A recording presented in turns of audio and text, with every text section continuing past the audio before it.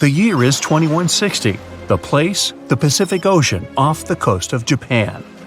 The ocean seems calm, at least the surface does. The ocean floor is cracking right now. Boom! The earth opens up, magma shoots out. The crack in the ocean floor triggers an earthquake and a massive amount of energy shoots into the ocean. And now for gravity to get involved. It pulls the water down and makes it move faster and faster. It's a tsunami. A wave as high as a skyscraper plows toward Tokyo at 500 miles per hour. That's millions of tons of water. It would be awesome to take a picture of it, but there's no time to admire the power of nature. The tsunami's about to hit Tokyo Bay. The tsunami smashes ashore and starts attacking the largest structure on the planet, the Tokyo Pyramid metropolis. It's 6,600 feet tall. That's 5 times the height of the Empire State Building. Imagine if the entire population of Denver, Colorado lived and worked in one building. The Tokyo Pyramid Metropolis, TPM, can handle 750,000 people at a time. Incredibly, the structure withstands the impact, and most of the tsunami's energy seems to have just disappeared. This time, engineering stands up to nature. TPM was built by the Shimizu Corporation, which was founded in 1804. The pyramid is the most stable structure around. If you don't believe me, go to Egypt and see the Great Pyramid of Giza. It's lasted 4,500 years and it's still going strong. The TPM is built on water and consists of 204 individual pyramids. They look like bunches of grapes stacked on top of each other, 8 tiers in all. Only in this case, each grape is the size of a Vegas casino. The TPM's actually hollow. That's how it defends itself against typhoons and tsunamis. It doesn't meet the wind and waves head-on, but lets all that energy just pass right through it. Robots and autonomous control systems run this place. It runs on solar, wind, and wave energy. The pyramids are connected by passages, all in all about 85 miles worth. They connect everything and are maintained by AI that always finds you the fastest way to get from Pyramid A to Pyramid B. The TPA's obviously the city of the future, but human tech isn't quite ready for it just yet. Originally, engineers decided to install the pyramid on 36 columns, all dug into the ocean bed. If you build a pyramid that size out of steel and concrete, you'd be looking at 50 million tons of load press in on itself. The TPM would have collapsed under its own weight and imploded into the ocean.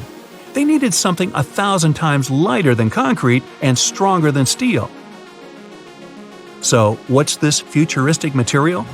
Look at this old guy. It's the first car on the planet with an internal combustion engine. It hit the road in 1885. And this is the first artificial satellite that humans launched into space. It only took an evolutionary blip to go from the first horseless carriage to our first flight into space. That TPM's not looking so ridiculous. Hey, we can do anything. The solution is carbon, and it's everywhere. It's the rod in your pencil, and the diamond in your crown or ring or industrial drill. But we don't just need ordinary carbon, we need graphene. It's a type of carbon we can make nanotubes out of. They're thinner than a human hair, but 400 times stronger than steel. And most importantly, they're light. Nanotubes aren't affected by chemicals, oxygen, or water. Perfect for the TPM. That's just a fancy way of saying the thing's not going to rust. Shimizu has plans for a power station on the moon, an underwater city, transforming the Sahara Desert into a huge oasis, and much more, but they aren't the only ones changing the planet. The Netherlands is the size of 2 New Jerseys, and about 30% of it is below sea level. To protect their country from water, the Dutch built dams, lots of them. But that's just defense. In 1986, they decided to go on offense and take back some of the land from the sea. The first dam was 19 miles long. It basically turned a bay into a lake. The second dam sealed the deal. After 42 years of work, the Netherlands got itself a whole new province larger than Los Angeles. Humans have done the same thing all over the world, like in Hong Kong, the Philippines, Italy. Hey, take that, water! What about building stuff on land that's already land? Before NASA's missions to Mars, the most expensive project in history was the construction of the interstate highway system in the United States. It took about 35 years to finish. In today's money, it cost about $530 billion. All that cash bought 46,000 miles of road. That's almost 2 times around the globe. There are over 270 million vehicles in the U.S., more than Japan, Brazil, India, and Germany combined. But in terms of sheer effort, the roads of Rome were way more impressive. Over 2,000 years before the first automobile, the Romans built a huge network of roads, 50,000 miles long. They connected Ireland with Egypt and Turkey with Spain. The roads were pretty safe, and travelers could stay in hotels, dine in cafes, or mail a letter at the nearest post office. Only about 30% of the Earth's surface is land. The world's oceans, rivers, and lakes are full of life, and it seemed like a ridiculous task to catalog everything living in there. But 2,700 scientists from 80 countries decided to team up to do it. The cost? $650 million. Those scientists spent 10 years searching for old and new species. It was one of the biggest science projects ever attempted. They even discovered about 6,000 new species of fish, squid, and algae. The Great Wall of China is huge. 13,000 miles of walls, natural barriers, and trenches. That's about 2 times the distance from Alaska to Australia. They built it over a period of 2,000 years, with no trucks, bulldozers, electricity. Just raw people power. Modern China's not exactly dropping the ball. In 2 years, China used more concrete for construction than the US ever did. I mean ever. Roads, cities, airports, everything there is huge. The Three Gorges Dam is definitely the new Great Wall of China. Over 7,600 feet long and 600 feet high. You're looking at 3 times more concrete and steel than the Hoover Dam. It's the largest concrete structure in the world and cost about $37 billion. More than 1 million people had to pack up and move to make way for it. Switzerland has the longest and deepest railway tunnel on the planet. Under the snowy Alps, builders dug 35 miles of tunnels. Every day, 200 freight and passenger trains pass through it. The amount of rock they took out to make the tunnel is about the same as 5 Great Pyramids. The whole thing cost about $12 billion. Egypt's one of the oldest nations on the planet, but now they're building one of the newest cities. It's going to be about the size of Singapore and filled with 6 million lucky people. There's going to be apartments, government buildings, entertainment, even an opera house. Oh, and a park that'll make Central Park look like someone's backyard. When it's finished, it'll be Egypt's new capital. So why bother? Well, by 2050, Cairo's going to have about 40 million people in it. Looks like they'll need more than one new city. The first flights to the moon cost about $280 billion in today's money. But SpaceX isn't letting price get in its way. The company plans to build a colony on Mars with a population of 1 million by 2050. They claim that once the program starts, you'll be able to buy a ticket to Mars for as little as $100,000.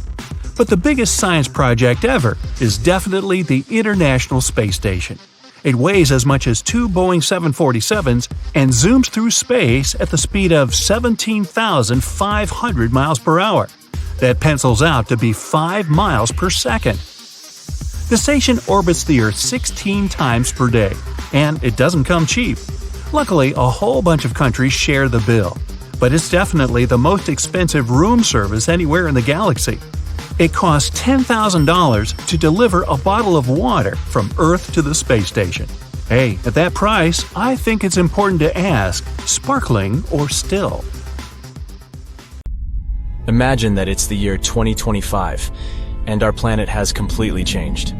Rising sea levels, extreme weather, and the ocean becoming more and more acidic are just some of the problems people have been dealing with for years. But in one of the world's largest coastal cities, the situation has become too serious. It was a sunny day in June when a massive earthquake shook the city to its core. The ground beneath people's feet heaved and shook, and buildings swayed dangerously.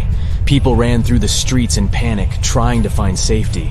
But as soon as the ground settled, the inhabitants of the city realized the real danger. A wall of water, almost 100 feet high, was rushing toward the city, propelled by the force of the earthquake. The tsunami hit the city with unimaginable force. Entire neighborhoods were wiped out, and thousands of people lost their lives. But here's where things get interesting. In the aftermath of the disaster, the city's authorities realized that they couldn't just rebuild the city as it was before. They needed to be better prepared for the next potential disaster. And so they came up with an incredibly ambitious project to build an underwater city. The goal was to create a self-sufficient, sustainable city beneath the ocean's surface that could withstand any natural disaster. The underwater city would be powered by renewable energy, using tidal power and underwater solar panels. It would be designed to withstand extreme weather and would have its own emergency response systems. The project attracted some of the world's top scientists, engineers, and architects. They worked tirelessly to design the city and carefully considered every aspect of the project. The underwater city would have everything that a typical city had, from schools and hospitals to stores and restaurants. There would be underwater farms where fish and other marine creatures could grow. The city would even have its transportation system, advanced submarines, and underwater tunnels connecting different parts of the city. The project became a shining beacon of hope for people. It showed that even in the face of disaster, we could come together to create something amazing. But as time went on, the project no longer seemed so perfect. The cost of the project turned out to be higher than planned. There were also concerns about how long such a project would exist. After all, the ocean is very unpredictable. And still, the team of scientists and engineers never gave up. After years of trial and error, they finally created the perfect underwater city, a marvel of engineering, a self-contained ecosystem that could sustain people indefinitely. The buildings were constructed from a material that could withstand the immense pressure at the bottom of the ocean, and the city itself was powered by a network of advanced hydroelectric turbines. It wasn't long before the first wave of colonists arrived at the underwater city. There were different people in this group, and each of them had their own reasons for choosing to live in this new world beneath the waves. Some were adventurers seeking a new world to explore, while others were hoping to escape natural disasters raging on dry land. But despite their differences, all these people shared a common goal: to build a new society, one that was in harmony with the natural world. The underwater city flourished, and new discoveries were made every day. The colonists developed new technologies and ways to tame the power of the ocean. They learned to farm the sea and started cultivating underwater gardens that provided them with a steady food supply. But living underwater was challenging. People felt isolated and even claustrophobic. The situation came to a head when a group of activists started to protest against the city's expansion plans. They argued that the underwater city was a threat to the environment it was meant to protect, and that the colonists should focus on reducing their impact on the delicate underwater life. The protests sparked a heated debate among the colonists. Some of them argued that the survival of the city depended on its growth and expansion. Others claimed that the city needed to prioritize the protection of the environment above all else. In the end, a compromise was reached. The city would continue to expand, but the main priority would be sustainability and a responsible attitude to nature. The colonists would do their best to reduce their impact on the environment by using new technologies and following strict conservation rules. And they would also remember the importance of protecting the ocean and its fragile ecosystem. Years went by, and the underwater city continued to thrive. New generations of colonists were born, and they grew up in a world entirely different from the one their ancestors had known. They never saw the world on the surface, but appreciated the beauty and complexity of the underwater world they called home. And as the years passed, the city became a symbol of hope for a world struggling with the devastating effects of climate change. It showed that despite all difficulties, people could come together to create a better world. It is a reminder that the future is not set in stone, and that we can build it sustainably and in harmony with the natural world. Have you ever wondered how cool buildings of the future are going to look? Well, hold on tight, because artificial intelligence is here to revolutionize the world of architecture. AI is a great sidekick. It can give the architects incredible new tools to create mind-blowing structures that are not only stunning, but also eco-friendly and super efficient. So let's check what our beautiful future might look like. First of all, you know how cities can get crazy busy and overwhelming, right? Well, guess what? AI is here to save the day and make our cities super smart. Imagine you're cruising down the road in your flying car. Yes, we'll have those. Thanks to AI, the traffic flows like a dream. No more endless gridlock. The city knows where the most likely crime spots are and takes proactive steps to keep us safe. It's like having superheroes on every corner. And hey, forget about trash piling up. AI makes sure waste is managed efficiently, keeping our city clean and fresh. They can act as a city manager who can optimize everything from traffic to safety and even waste disposal. They can analyze tons of data from all sorts of places like sensors and social media. With all that information, they can help city planners make brilliant decisions that make our lives better. Okay, so you stroll down the street, and your eyes are instantly captivated by an extraordinary building. Its futuristic curves and features make it stand out from the rest. And it not only catches your eye, but also gives Mother Nature a high five. You might think it was designed by a genius architect, but little do you know it was actually a collaboration between humans and artificial intelligence. Imagine having a super smart design buddy who can whip up thousands of incredible building ideas in a blink of an eye. That's what AI-assisted design software does for architects. It can generate and assess a ton of design options. They take into account stuff like the best materials to use and the perfect placement for the building. Also, by analyzing data and crunching numbers, algorithms can help optimize the building's design. They can ensure it minimizes energy usage, conserves water, and manages waste like a pro. Every building strives to reduce costs, save energy, and promote a better world. The result? Architectural masterpieces that are both jaw-droppingly beautiful and super practical. The cityscape of the future will be dotted with these awe-inspiring structures. Oh, but that wasn't impressive enough for you?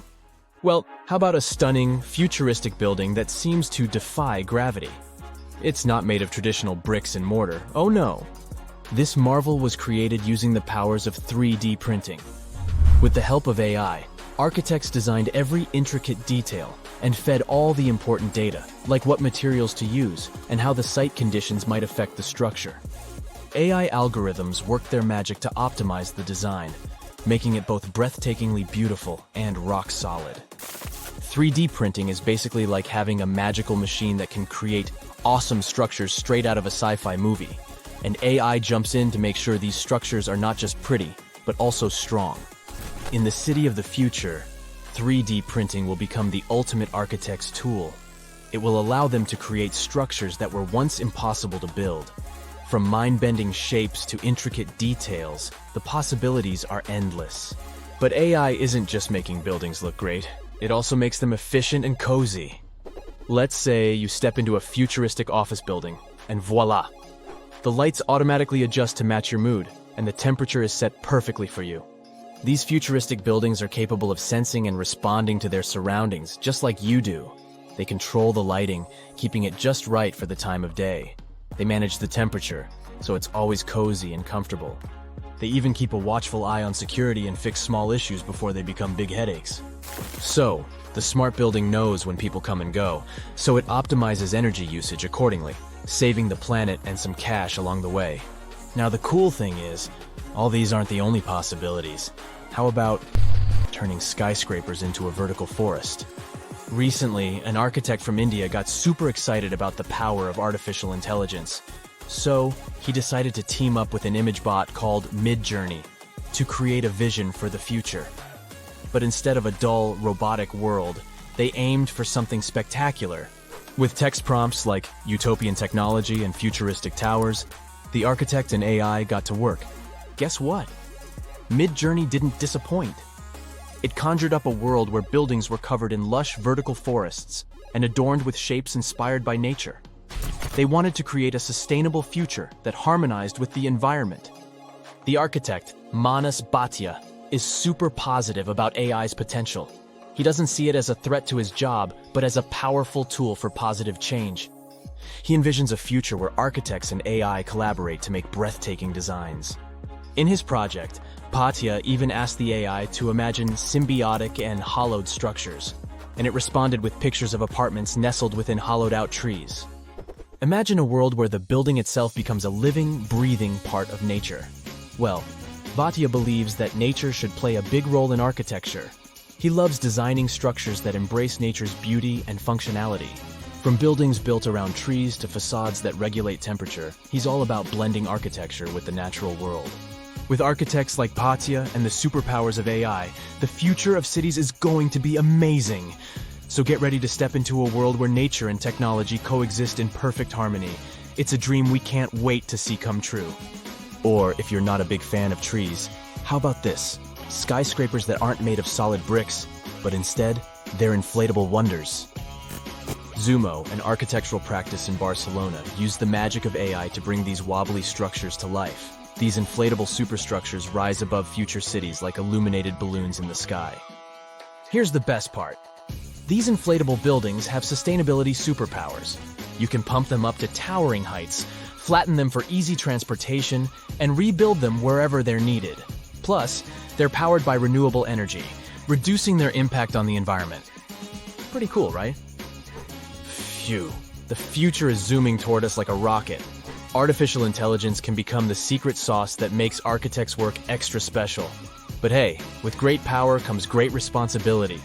We need to use AI wisely and ethically. For now, we don't have to worry about machines replacing architects. Artificial intelligence still needs a human hand, or else we might end up with buildings that look like mashed up bananas or ice cream cones, unless that's your thing. In addition, humans have one important advantage. They, well, are humans. We need to keep in mind that artificial intelligence doesn't have emotional intelligence. It's a brainy genius, but it can't fully understand the feelings and vibes we humans crave in our spaces. So, we must remember to infuse our designs with that human touch, those warm and fuzzy elements that make us go, "Ah, I feel right at home." And let's not forget that AI is still learning. It's basically just taking its first steps, and we need to be patient and give it time to grow.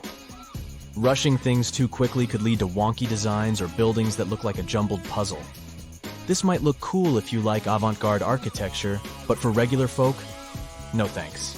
So, as the future unfolds at warp speed, let's embrace the wonders of AI in architecture. But let's also remember to balance its brilliance with our own human touch. Together, we can create a future where buildings are not just functional, but also filled with heart and soul. It's an adventure that's out of this world. That's